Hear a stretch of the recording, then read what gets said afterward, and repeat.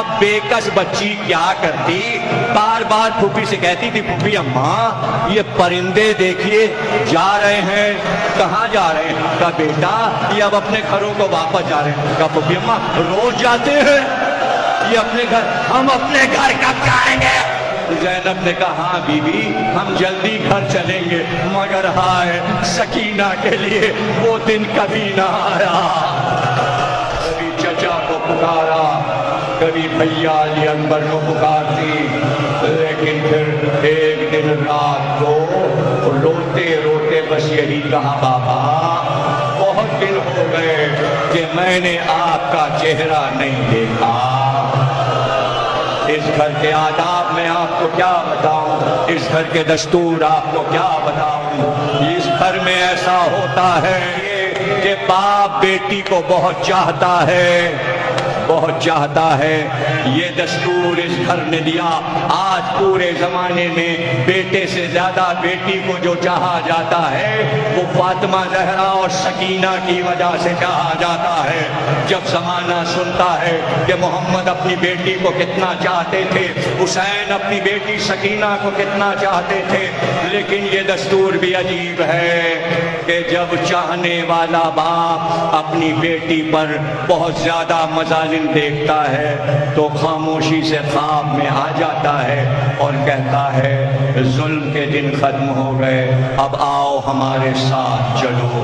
ایسا ہی ہوا، زہرا رات کو روتی، دن کو روتی، ہر وقت بابا کو یاد کرتی۔ پھر ایک دن خواب میں محمد آئے، کہا زہرا مصیبت کے دن ختم ہو گئے، ہم تمہیں لینے آئے ہیں۔ اور ایک دن پھر خاموشی سے زہرا اپنے بابا کے ساتھ جنت میں چلی گئی۔ ایسا ہی قید خانہ شام میں ہوا، رات کو خواب میں حسین آئے اور کہا سکینہ مظالم کے دن ختم ہو گئے، ہم تمہیں لینے آئے ہیں۔ کہتے ہیں خواب سے آنکھ کھلی تو گھبرا کر کہا پھوپھی اماں ابھی بابا یہاں تھے، ابھی بابا یہاں تھے، بابا کہاں چلے گئے؟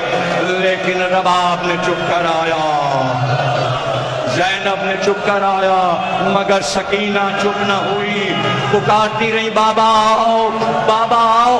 شہید ثالث قاضی نور اللہ شوستری لکھتے ہیں کہ جب سکینہ نے بہت پکارا تو جہاں قید خانے میں حسین کا سر رکھا تھا صندوق کا تالا ٹوٹا، ہوا پر حسین کا سر بلند ہوا اور سر قید خانے کی طرف چلا۔